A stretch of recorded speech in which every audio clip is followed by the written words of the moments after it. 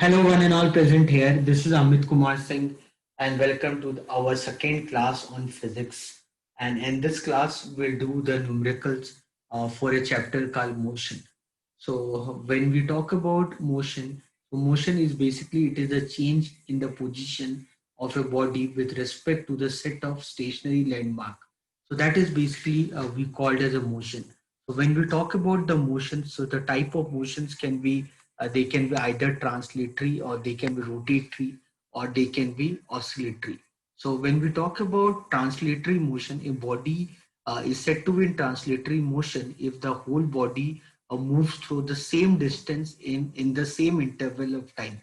That is what is called as translatory motion. Okay, so I believe you have gone through the theory portions of motion and you have understood what is translatory motion is all about. When I talk of rotatory motion, a rotatory motion is basically it is a state where the body is moving about a fixed point without changing the radius of its motion. So I hope you understand circle. So if you move in circle, so your radius will remain the same and you keep rotating around a fixed axis. So that is basically called as rotatory motion. Okay, now going further, when I say oscillatory motion, so oscillatory motion is the motion where the body moves to and fro about a mean position. So you know the pendulum, how the pendulum moves. So when you talk about a pendulum, so how basically a pendulum moves. So that is basically oscillatory motion. Okay, when you talk about vibratory motion, so when you say vibration, so you know that molecules. So the molecules always in an element, the molecules they are always in the state of motion where they move to and fro around a fixed position. So that is called as vibratory motion. Okay, so basically I mentioned that the oscillation of pendulum is to and fro motion. Okay, so the maximum displacement on one either side of the mean position is called as amplitude. Okay, so you should remember these terms, the meaning, the definitions, and all. What is amplitude? So from one fixed mean position, like this is a pendulum, and it goes till here. So till the pendulum goes till here, and then it kinetic energy here becomes zero. So kinetic energy becomes zero, and it has the highest potential energy. Okay, so this point to this point, the maximum from the mean position to this point, that is called as amplitude.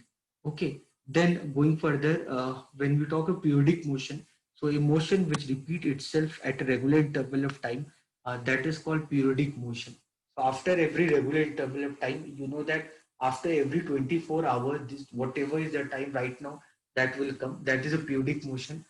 When you study trigonometry in maths, so probably so you'll study this graph and all. So this graph and so they all are periodic motion. So sin x, cos x, they all follow periodic motion. A physical quantity which has only magnitude but no direction, that is called scalar quantity, like distance, speed. So they have magnitude but they don't have a direction. While such physical quantity which has both magnitude and direction, that is called as vector quantity. So in physics, normally we define different quantities as scalar or it can be vector. So vector quantity example can be displacement, it can be velocity. Okay, so speed. So already I mentioned speed. Speed is a scalar quantity. Already I mentioned that, and you know what is speed? Speed is the distance by time. Okay, so already I mentioned displacement is a vector quantity. Okay, so what is acceleration? The rate of change of velocity per unit time. That is acceleration. It is a vector quantity. You should remember. When you say frequency, frequency is the number of complete oscillation in 1 second. So in 1 second, what is the total number of oscillation? That is called as frequency, where the unit of frequency is hertz. So as you know that our ear can hear the sound from 20 hertz to 20,000 hertz. Okay, so you can remember this.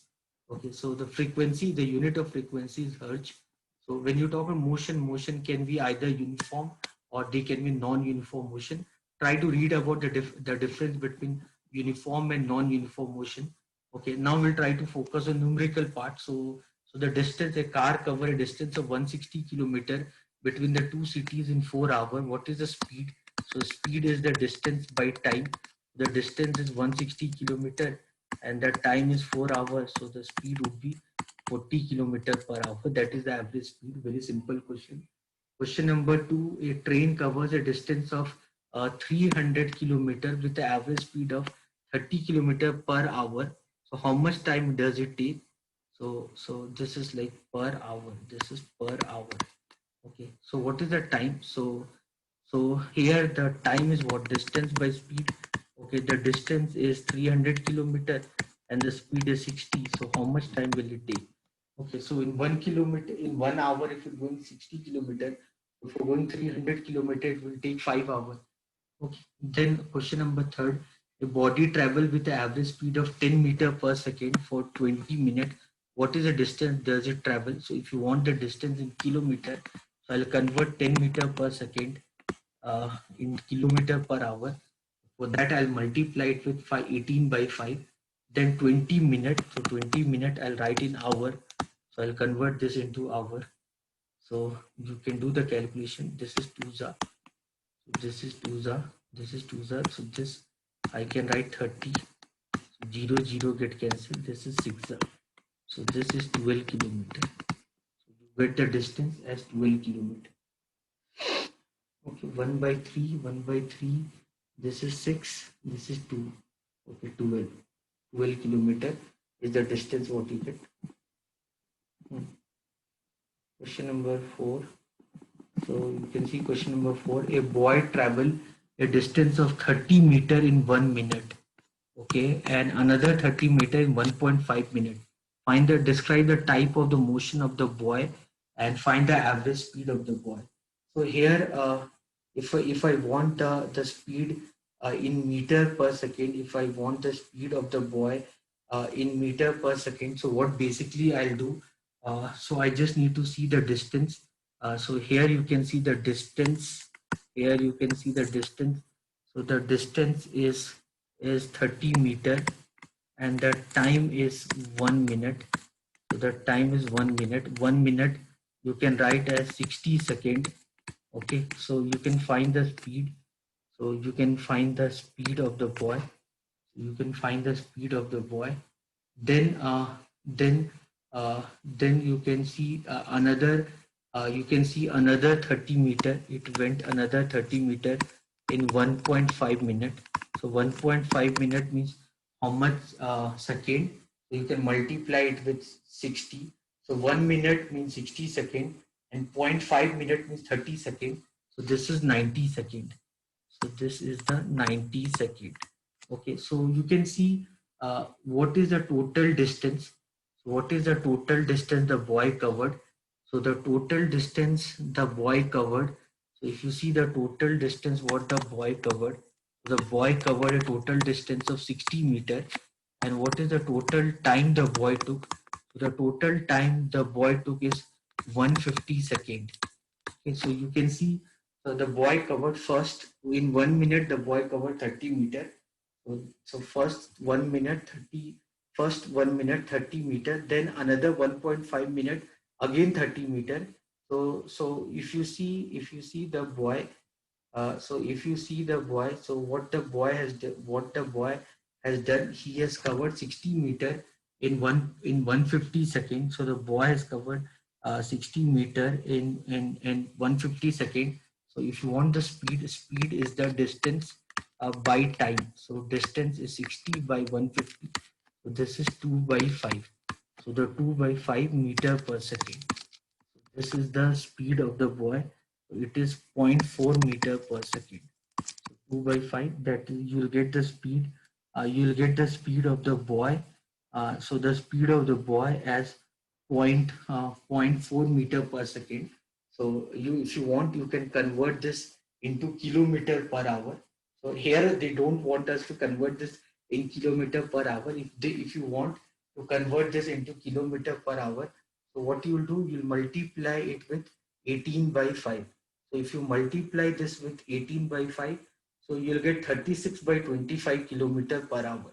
So you'll get that as a speed. The speed in kilometer per hour as 36 by 25.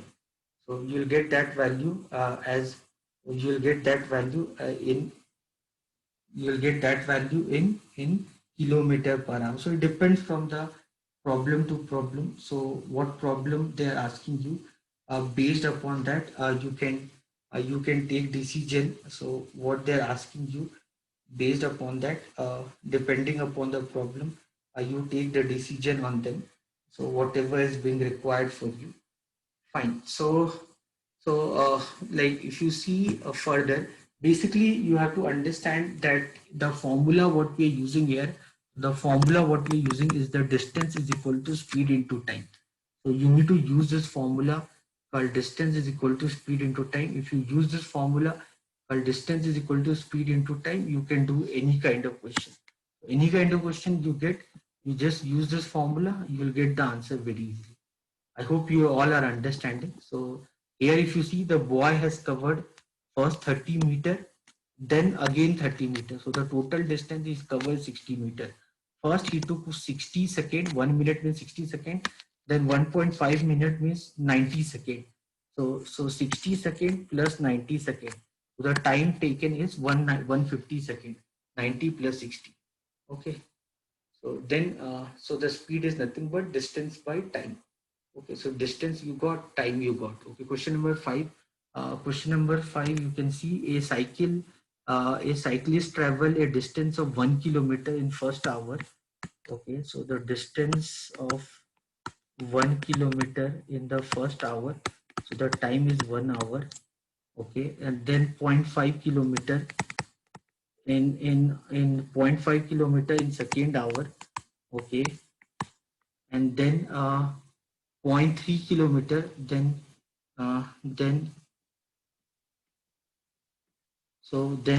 then it is written that zero point 0.3 kilometer in third hour. So the total distance it has covered is how much? 1 plus zero point 0.5 plus zero point 0.8. He has covered total 1.8 kilometer, and the time he took is 3 hours. Okay, so what is speed? The speed is the distance by time. So the speed in kilometer per hour, that is 1.8 by 3. So you will get the answer as uh, as 0.6 kilometer per hour.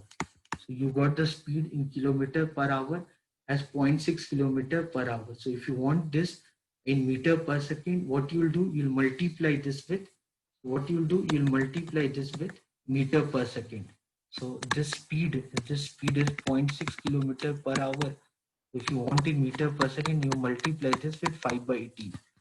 So I can write 0.6 as 6 by 10 into 5 by 18. So if you do this, this is 1 by 2, this is 1 by 3.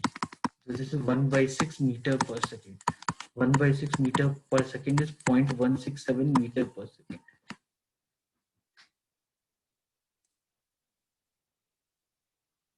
Clear? So then next question, you can see the next question. So then next question, a car travel with the speed of 30 kilometer per hour for 30 minutes and then 40 kilometer per hour for 1 hour. What is the total distance? See, the speed is given to you. The speed is 30 kilometer per hour and the time is 30 minutes. So what is the distance will you cover? Very simple. So if your speed is 30 kilometer per hour, it means in 1 hour you can go 30 kilometer. So in 30 minutes, how much distance will you go? You'll go 15 kilometer. Okay. And then with the speed of 40 kilometer per hour, then with the speed of 40 kilometer per hour for 1 hour. So your speed is 40 kilometer per hour. So in 1 hour, how much distance will you go? 40 kilometer. Okay. So what is the total distance you covered? What is the total distance you covered? Total distance you covered is 15 plus 40. You covered a total distance of 55 kilometer.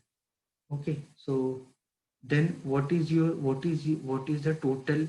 So what is the total time you took? So the total time you took is how much? It is given already, no? 30 minutes first, then 1 hour after that.